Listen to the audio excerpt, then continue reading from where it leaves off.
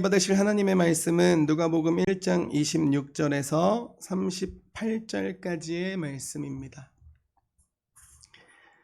누가복음 1장 26절에서 38절까지의 말씀입니다.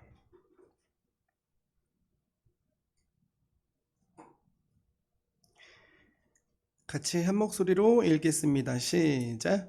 여섯째 달에 천사 가브리엘이 하나님의 보내심을 받아 갈릴리 나사렛이란 동네에 가서 다윗의 자손 요셉이라 하는 사람과 약혼한 처녀에게 이르니 그 처녀의 이름은 마리아라. 그에게 들어가 이르되 은혜를 받은 자여 평안할지어다.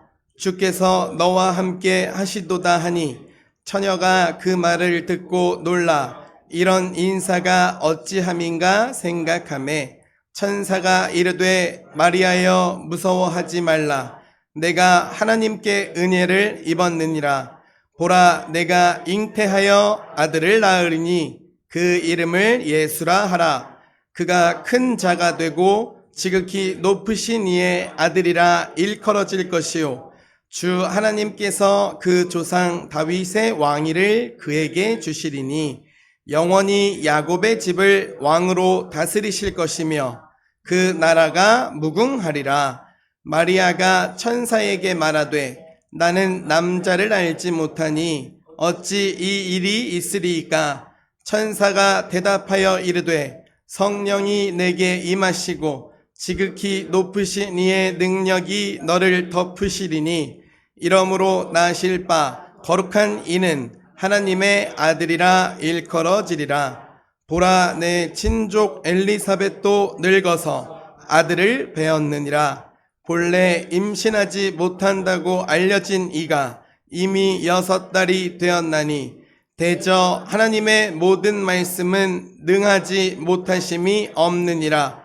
마리아가 이르되 주의 여종이오니 말씀대로 내게 이루어지이다 하매 천사가 떠나가니라. 아멘. 하나님 아버지, 이 시간 주님의 말씀을 듣습니다. 사람의 생각과 말이 앞서지 않게 하시고 기록된 말씀 그대로 우리에게 들려지게 하옵소서. 말씀을 전하는 자에게는 두려운 마음과 정직한 입술을 주시고 듣는 우리에게는 순종하는 믿음을 더하여 주옵소서. 오늘도 말씀을 통하여 예수 그리스도가 드러나게 하시고 우리 마음이 주님의 은혜로 새로워지게 하옵소서. 예수 그리스도의 이름으로 기도드립니다. 아멘. 옆에 분과 인사하시겠습니다. 잘 오셨습니다. 오늘 물 많이 먹게 생겼네. 왜 이렇게 많이 왔죠 오늘? 오늘 제일 많이 오신 거 아니에요?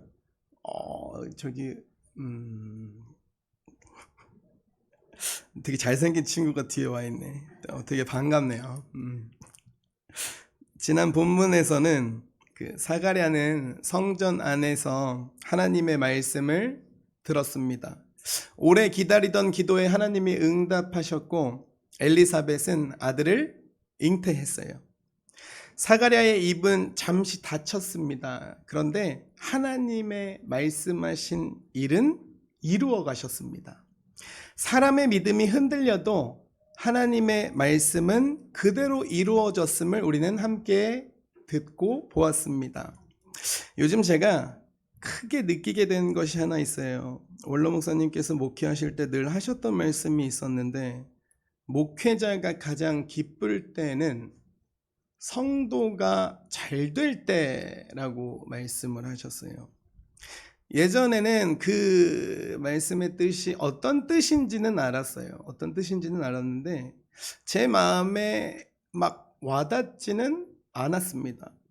그런데 우리 함께 가는 교회 성도님들과 한 마음으로 기도하고 하나님께서 그 기도를 들으시고 은혜를 주시고 응답 주시는 것을 보면서 그 말씀이 무슨 뜻인지를 알게 됐어요. 이게요, 얼마나 기쁜지 몰라요. 성도님들이 잘 되셔야 제가 기쁩니다. 성도님들의 가정에 은혜가 임해야 제가 기뻐요. 함께 기도한 제목에 하나님께서 응답하실 때 목회자는 그 기쁨이 말로 표현할 수 없는 것 같아요. 그러니 모두가 전적인 하나님의 은혜 가운데에 되어지는 인생으로 사시기를 주님의 이름으로 축복드립니다. 사가랴와 엘리사벳에게는 오래 기다린 기도에 응답하시는 하나님이 나타나셨어요. 그런데 오늘 마리아에게 임한 말씀은 조금 달라요. 마리아가 먼저 구한 일이 아니었습니다. 하나님이 오래전부터 약속하신 그 구원의 때가 되었고 그 일을 이루시기 위해서 말씀을 먼저 보내주신 것입니다. 사가랴 엘리사벳의 가정에는 기다리던 기도의 응답이 임했고 마리아에게는 하나님이 준비하신 구원의 말씀이 먼저 임했다는 것입니다. 이 부분이 달라요.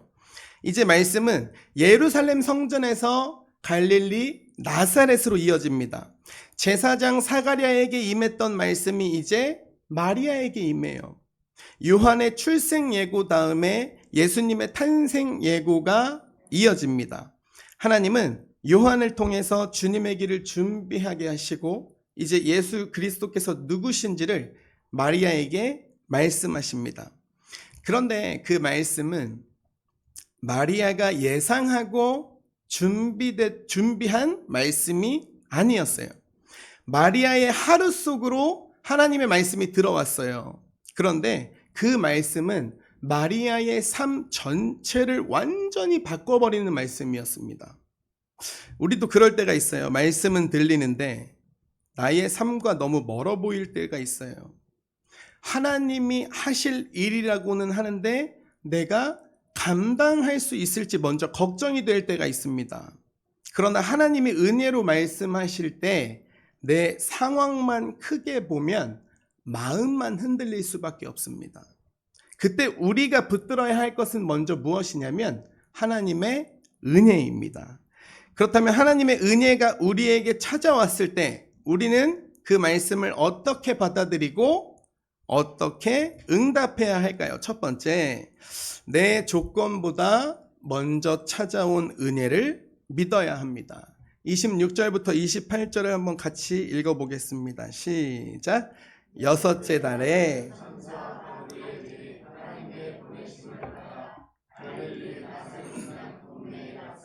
다윗의 자손 요셉이라 하는 사람과 약혼한 처녀에게 이르니 그 처녀의 이름은 마리아라. 그에게 들어가 이르되 은혜를 받은 자여 평안할지어다. 주께서 너와 함께 하시도다 하니. 아멘. 하나님께서 천사 가브리엘을 보내십니다.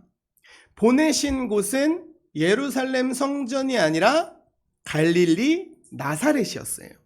사가랴가 하나님의 말씀을 들은 곳은 성전이었습니다. 제사장으로서 분향하던 그 자리에서 말씀을 들었어요. 그런데 오늘 말씀은 갈릴리 나사렛으로 이어져요. 나사렛은 예루살렘처럼 중심지가 아니었습니다. 갈릴리 안에서도 작고 평범한 마을이었어요. 사람들이 대단한 무언가 기대를 걸 수 없는 곳이었습니다. 요한복음에 보면 나다나엘이 그렇게 얘기하잖아요. 나사렛에서 무슨 선한 것이 날 수 있겠느냐. 그런데 하나님은 바로 그 나사렛에 천사를 보내셨습니다. 이게 무엇을 말하냐면요. 하나님의 은혜라는 것은 사람의 시선으로 움직이지 않는다는 것입니다. 하나님의 말씀은 사람들이 주목하는 곳에만 임하지 않는다는 말씀입니다. 하나님이 보내시면 작은 동네도 하나님의 말씀이 임하는 곳이 됩니다. 평범하게 보이는 한 사람의 삶도 하나님의 일하심 안으로 들어간다는 것입니다. 천사가 마리아에게 들어와서 말해요.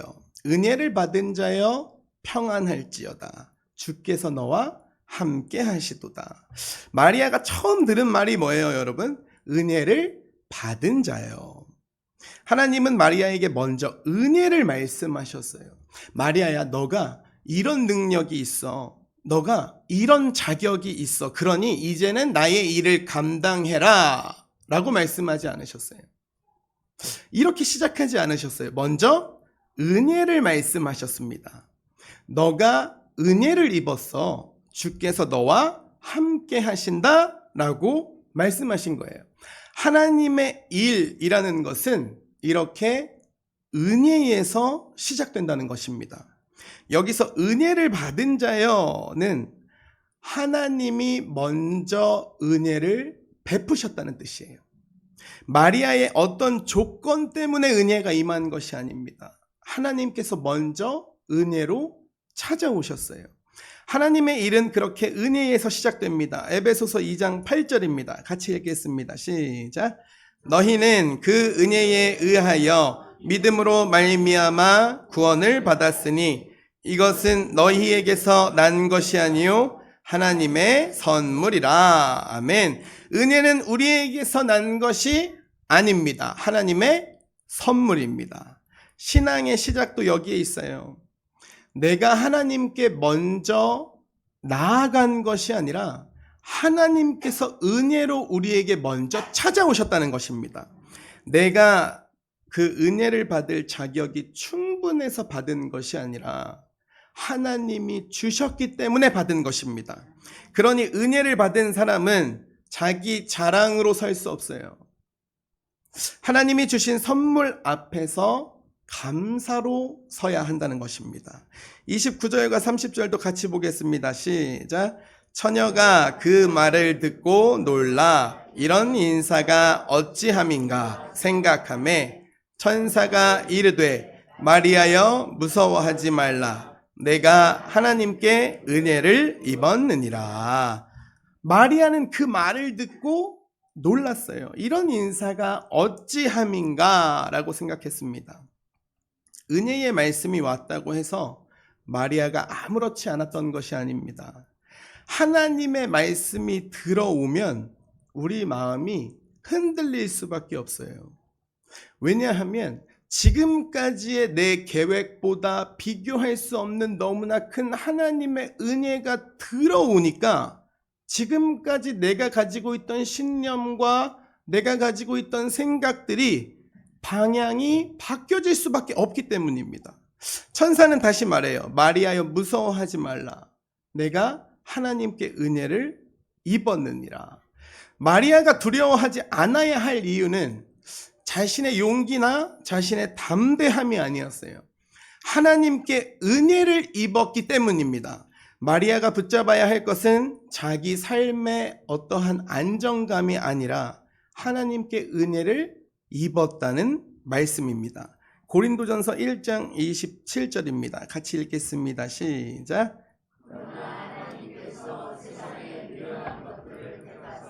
지혜 있는 자들을 부끄럽게 하려 하시고 세상의 약한 것들을 택하사 강한 것들을 부끄럽게 하려 하시며. 이 말씀은 하나님이 사람의 조건에 묶이지 않으신다는 뜻입니다. 세상이 약하게 보는 사람을 통해서도 하나님은 자기의 일을 이루시는 하나님이시라는 겁니다. 그래서 마리아에게 임한 은혜는 마리아의 조건을 자랑하게 하는 은혜가 아니라 하나님의 크심을 드러내는 은혜입니다. 사람은 배경을 보고 자리를 보고 겉으로 보이는 가능성을 봅니다. 그런데 하나님은 갈릴리 나사렛의 마리아에게 천사를 말씀을 보내셨습니다. 사람의 눈에는 작아 보여도 하나님이 은혜로 찾아오시면 그곳이 하나님의 말씀이 임하는 장소가 된다는 것입니다. 사람의 눈에는 평범해 보여도 하나님이 은혜를 베푸시면 그 삶 안에서 하나님의 일이 시작됩니다. 이 말씀은 오늘 우리 삶에도 그대로 들어와요. 교회 안에서 섬김을 맡을 때가 있어요. 누군가를 위해서 기도해야 할 때가 있어요.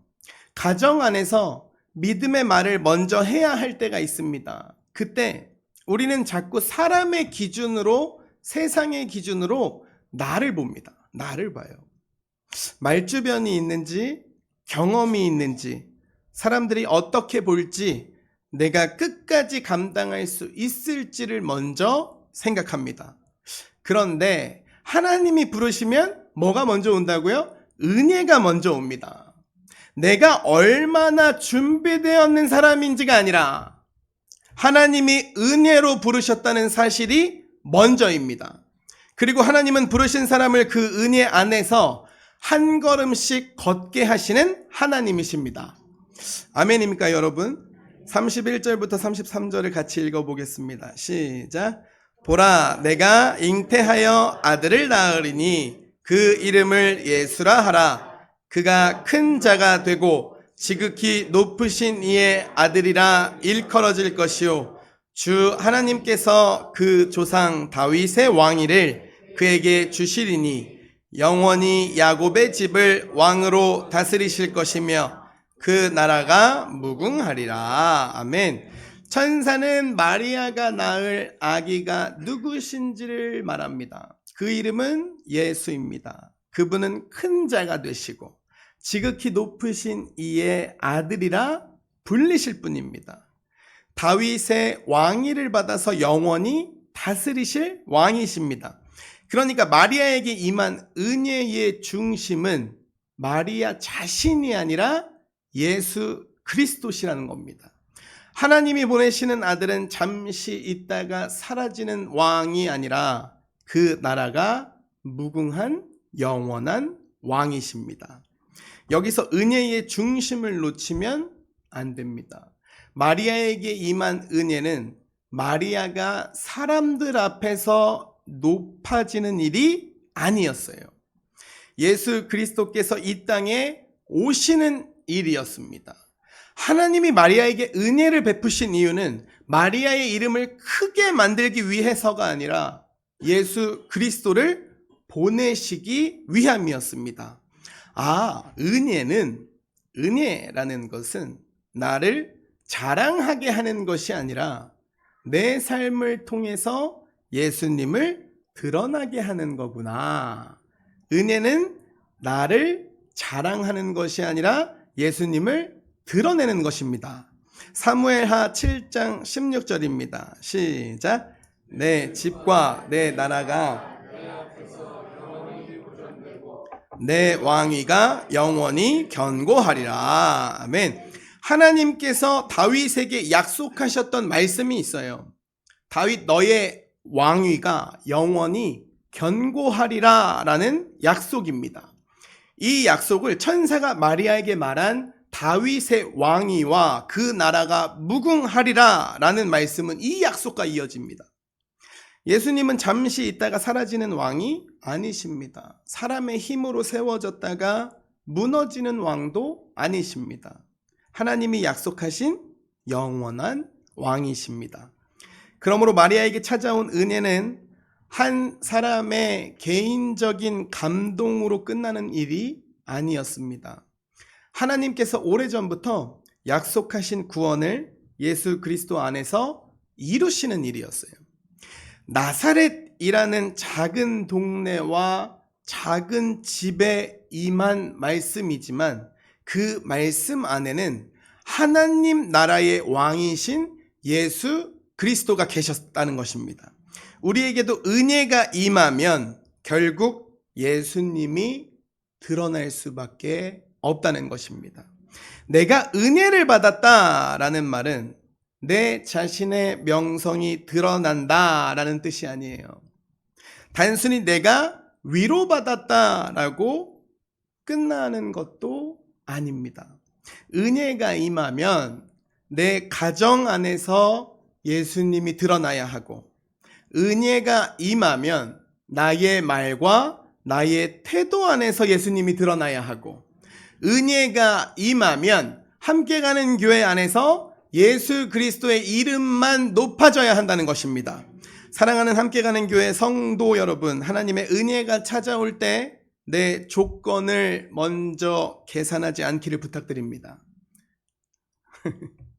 아멘을 좀 크게 하실 생각 없으세요? 나사렛의 마리아에게 찾아오신 하나님은 오늘도 은혜를 자기 백성으로 부르십니다. 그 은혜를 먼저 믿어야 돼요. 내 크기보다 하나님의 은혜를 더 크게 보고 내 조건보다 먼저 찾아오신 하나님의 은혜를 믿는 성도님들 되시기를 주님의 이름으로 축복드립니다. 그렇다면 하나님의 은혜가 우리에게 찾아올 때 우리는 그 말씀을 어떻게 받아들이고 어떻게 응답해야 할까요? 두 번째, 내 계산보다 말씀하신 하나님께 나의 삶을 맡겨야 합니다. 34절입니다. 마리아가 천사에게 말하되 나는 남자를 알지 못하니 어찌 이 일이 있으리까? 마리아가 천사에게 물어봐요. 나는 남자를 알지 못하는데 어떻게 이런 일이 있을 수 있습니까? 당연한 질문이죠. 당연한 질문입니다. 마리아는 아직 요셉과 한 집에 살기 이전입니다. 그런데 아이를 낳게 된다는 말씀을 들었어요. 이 일이 어떻게 이루어질지 마리아는 알 수가 없었어요. 그래서 물어봅니다. 하나님, 이 일이 어떻게 이루어질 수 있어요? 라고 물어봅니다. 여러분, 이것 보세요. 마리아는 자기가 이해되지 않는 순간에 할 수 없습니다 라고 하고 도망가지 않았어요. 지금은 아직 아닙니다. 지금은 그때가 아닙니다 라고 하면서 도망가지 않았다는 말이에요. 이해되지 않는 말씀 앞에서도 하나님께 물어보고 있습니다. 우리도 말씀 앞에서 이런 모습들이 있죠. 용서하라는 말씀은 들었는데 마음이 따라오지 않을 때가 있어요. 정직하게 살라는 말씀은 아는데 내 눈앞에 당장 손해가 보일 때가 있습니다. 하나님께 맡기라는 말씀은 아는데 지금의 상황이 너무 힘들게만 느껴질 때가 있어요. 그때 우리는 계산합니다. 이렇게 하면 내가 손해보지 않을까? 사람들이 나를 이렇게 보지 않을까? 내가 감당할 수 있을까? 그런데 계산만 붙들고 있으면 절대로 은혜의 순종의 걸음이 시작될 수가 없다는 것입니다. 하나님은 우리가 다 감당할 수 있기 때문에 말씀하시고 부르시는 것이 아니에요. 말씀하신 하나님께서 그 길을 감당하게 하시기 때문에 우리를 부르시는 것입니다. 35절입니다. 시작. 천사가 대답하여 이르되 성령이 내게 임하시고 지극히 높으신 이의 능력이 너를 덮으시리니 이러므로 나실 바 거룩한 이는 하나님의 아들이라 일컬어지리라. 아멘. 천사가 마리아에게 말해요. 성령이 내게 임하시고 지극히 높으신 이의 능력이 너를 덮으시리라. 이 말씀은 마리아가 자신의 힘으로 만들어내는 일이 아니라는 말씀입니다. 마리아가 어떤 특별한 능력을 보여줘야 하는 일도 아니에요. 하나님 아버지께서 말씀하셨고 성령 하나님께서 이루실 일이라는 것입니다. 그런데 우리는 말씀을 들을 때 자꾸 나 자신의 방향을 먼저 봅니다. 내가 할 수 있을까? 내가 끝까지 감당할 수 있을까? 내가 이 길을 버틸 수 있을까? 그렇게 생각하다 보면 말씀보다 결국에 내 상황만이 더 크게 보입니다. 그러나 마리아에게 필요한 것은 자기 능력을 증명하는 것이 아니라 하나님께서 어떻게 이루실지를 듣는 것이었습니다. 성령께서 임하시고 지극히 높으신 이의 능력이 덮으십니다. 하나님이 말씀하신 일은 하나님께서 반드시 이루십니다. 36절과 37절입니다. 시작. 보라, 본래 임신하지 못한다고 알려진 이가 이미 6달이 되었나니 대저 하나님의 모든 말씀은 능하지 못하심이 없느니라. 아멘. 천사는 엘리사벳의 일을 말해요. 본래 임신하지 못한다고 알려진 이가 이미 6달이 되었답니다. 사람들은 불가능하다고 보았지만 하나님은 그 가정에 생명을 주셨습니다. 그리고 천사는 마리아가 들어야 할 말씀을 전합니다. 대저 하나님의 모든 말씀은 능하지 못하심이 없느니라. 여러분, 대저라는 말이 어떤 말 뜻이 있냐면 예전 그 주기도문이 바뀌기 전에 대계라는 말이 있었잖아요. 그 대계를 거의 대부분 분들이 거의 대부분 모든 나라 이렇게 알고 계시더라고요. 근데 그게 원어로 보면 호티라고 해서 뭐뭐 때문에 라는 뜻입니다. 뭐뭐 때문에. 주기도문 마지막에는 내가 이렇게 주님께 기도하는 것은, 하나님께 기도하는 것은 모든 영광과 나라와 권세와 영광이 하나님 아버지께 있기 때문입니다 라고 기도하는 거예요. 근데 그 대개자가 없어지긴 했어요. 왜냐하면 뭐 여러 가지 이유가 있는데, 여기서 말한 이 대저라는 것도 대개와 똑같은 단어를 씁니다. 하나님의 모든 말씀은 능하지 못하심이 없기 때문이야 라고 하는 겁니다. 창세기 18장 14절입니다. 시작. 여호와께서 능하지 못한 일이 있겠느냐? 기한이 이를 때에 내가 내게로 돌아오리니 사라에게 아들이 있으리라. 아멘. 아브라함과 사라도 사람의 눈으로는 길이 절대로 보이지 않았습니다. 나이는 너무 많았어요. 사라는 아이를 낳을 수 없는 상황이었습니다. 그런데 하나님은 말씀하세요. 여호와께 능하지 못한 일이 있겠느냐? 사라에게도 엘리사벳에게도 마리아에게도 하나님은 사람의 한계에 묶이지 않으시는 분이시라는 것을 보여줍니다. 사람에게는 막힌 길처럼 보여도, 막힌 길이어도 하나님 말씀에는 막힌 길이 없다는 것입니다. 우리 삶에도 닫힌 문처럼 보이는 일들이 많아요. 가정 안에서 이 관계가 다시 좋아질 수 있을까 생각할 때가 있습니다. 자녀를 위해서 기도하면서도 정말 믿음으로 돌아올까 마음이 불안할 때가 있어요. 오래된 나의 습관 앞에서 내가 정말 달라질 수 있을까 싶을 때도 있어요. 그때 믿음은 막연히 잘 될 거야 라고 말하는 것이 아닙니다. 여호와께 능하지 못한 일이 있겠느냐 말씀하신 하나님을 의지하는 것입니다. 38절입니다. 시작. 마리아가 이르되 주의 여종이오니 말씀대로 내게 이루어지이다 하매 천사가 떠나가니라. 아멘. 마리아의 대답은 굉장히 짧습니다. 주의 여종이오니 말씀대로 내게 이루어지이다. 마리아는 앞날을 다 알았을까요? 내 미래를 다 알고 대답했을까요? 앞으로 어떤 말을 듣게 될지, 어떤 삶을 살게 될지 아무것도 알지 못했습니다. 그러나 말씀하신 분이 하나님이시기에 자기의 삶을 맡겼습니다. 말씀대로 내게 이루어지이다. 시작.